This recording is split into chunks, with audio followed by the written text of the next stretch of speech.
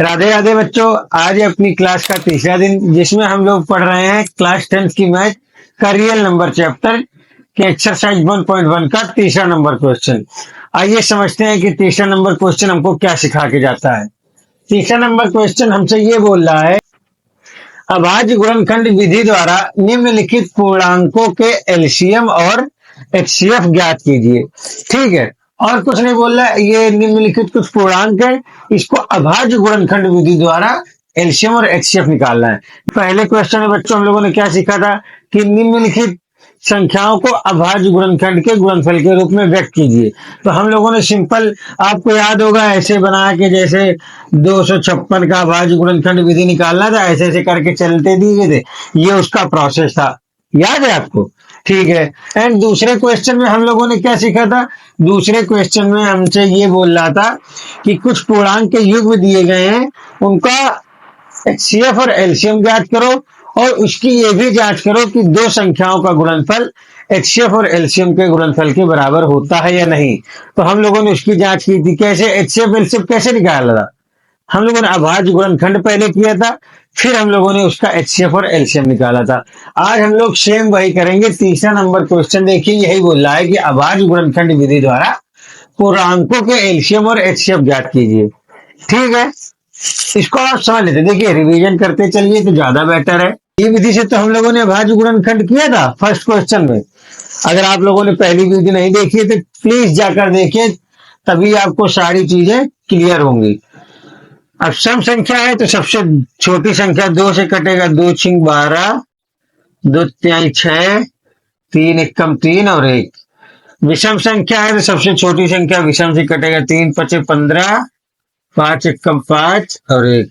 विषम संख्या है तो सबसे छोटी संख्या विषम से कटेगा। लास्ट का अंक देखते हैं बच्चों, ठीक है? 3 सतह 21, 7 एकम 7। यहां तक किसी कोई दिक्कत नहीं। अब हम लोगों को बाबू निकालना क्या है? 12 बराबर क्या हो जाएगा? 2 गुणे 2 गुणे 3 15, 3 गुणे 5 गुणे 1, इधर भी गुणे में 1 है, और 21। इस 1 को लिखिए या ना लिखिए, वो सदैव होता है। तो हमने आपको क्या बताया था बच्चों? एचसीएफ कैसे निकालना है।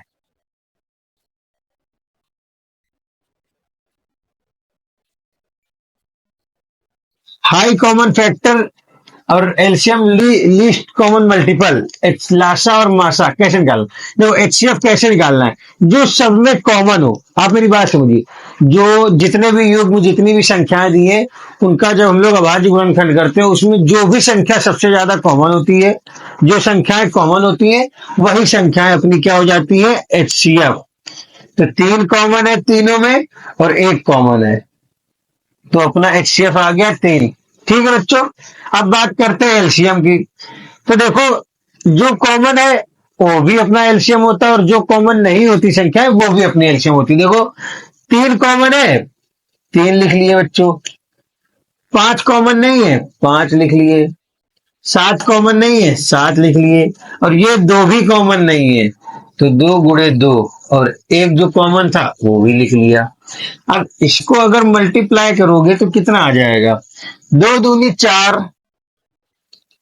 4 तिहाई 12, 12 पंचे 60 और 6 सत्ते 42, यानी कि 420। तो बाबू, इससे क्या समझ में आया?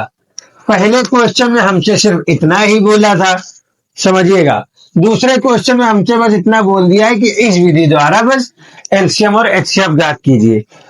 ठीक है, अब देखते हैं बच्चों हम लोग दूसरी संख्या कि दूसरे जो अपने पूर्णांक हैं वो क्या हैं। देखो बाबू, घबराते तो बिल्कुल भी नहीं है। असली हीरो वही होते हैं जो मैदान नहीं छोड़ते हैं। चलिए, यहाँ पे लिखा हल, ये हम लोगों ने किया अभाज्य गुणनखंड विधि लगाई। ठीक है, अब इसी विधि से हम लोग एचसीएफ और एलसीएम निकालेंगे, जैसे पिछले वाला किया है सेम वैसे ही करना। 17 किस पे पहाड़े में आता है? विषम संख्या है, सबसे छोटी से काटेंगे तो काटते चले जाएंगे, काटते, यानी कि 17 17 से ही कटेगा। ओके बच्चों, 23 23 से ही कटेगा, 29 29 से ही कटेगा। तो अपना जब हम लोग एचसीएफ और एलसीएम निकालेंगे तो 17 गुणे 1 23 गुणे, सॉरी बच्चों सॉरी, 23 गुणे 1 29, 29 गुणे 1। तो बाबू जब इसका हम लोग एचसीएफ निकालते हैं तो एचसीएफ कैसे निकलेगा और एलसीएम कैसे निकलेगा? देखो बच्चों, एचसीएफ वही होता है जो इन तीनों में कॉमन होगा। इन तीनों में क्या कॉमन है? सिर्फ एक कॉमन है, तो एचसीएफ तो अपना एक आ गया। अब एलसीएम क्या कॉमन है? एलसीएम है अपना 17, 23 एंड 29, इंटू जो कॉमन है वो भी लिख लो।